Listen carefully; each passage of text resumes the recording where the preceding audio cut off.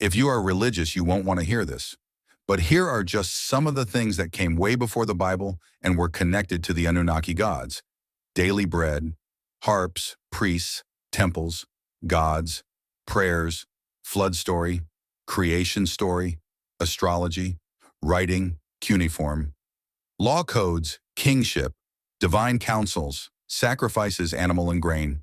holy cities like Nippur, Eridu, burial rituals, afterlife beliefs, prophecy and divination, ritual purification, mythical creatures like demons and monsters, serpents, Josh, dragons like the Mushushu,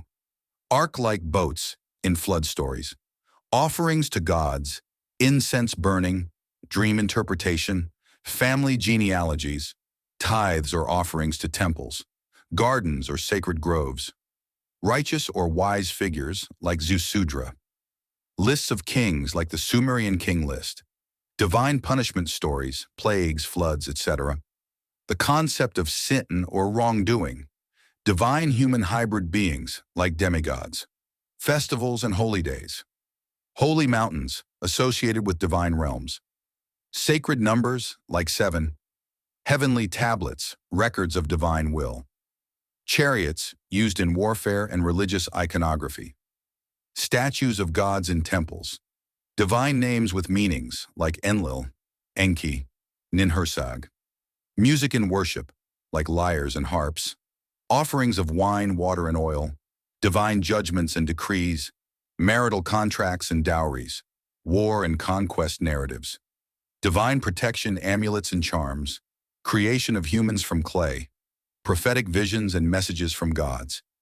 birth stories with miraculous elements, concept of sacred waters, like the Abzu, underworld journeys, like Inanna's descent, depictions of heaven and hell, divine and underworld realms, rulers as shepherds of their people, announcements of divine favor or disfavor, dreams as messages from gods, holy oaths and divine witnesses, the concept of fate or destiny controlled by gods, water purification rituals, divine genealogy, the family trees of gods, offerings of first fruits, ritual washing of sacred objects and people, the presence of cherubim-like beings, winged figures, personal gods or guardian spirits, divine tablets or tablets of destiny, the divine council, Anunnaki as a ruling body of gods, use of altars for sacrifice and offerings, the concept of 7 days as a significant cycle, religious hymns and songs, laws or decrees issued by divine authority, stories of divine judgment on cities, like Eridu, holy marriage rites, like the sacred marriage of Inanna and Dumuzi, protection of sacred objects, like temple treasures, divine command to build structures, like ziggurats, personification of abstract concepts, like fate, justice, love, depictions of winged gods or divine beings, use of ceremonial robes and sacred garments, the belief that gods lived on high places, like mountains or ziggurats,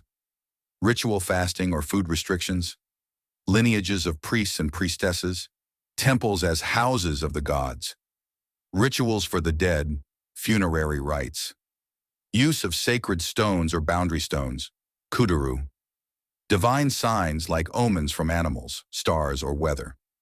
ritual feasts or communal meals with the gods, dreams as channels for divine communication, protective seals with divine imagery, use of clay tablets to record divine laws and decrees, creation of mankind to serve the gods,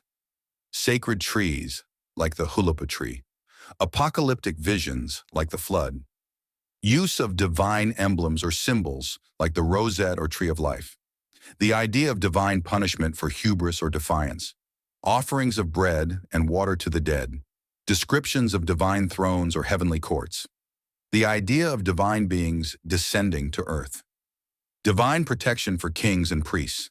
the use of animals like lions, bulls, as symbols of gods, assigning sacred duties to specific families like priestly clans, prophetic warnings to kings and rulers, ritual hand-washing before sacred activities,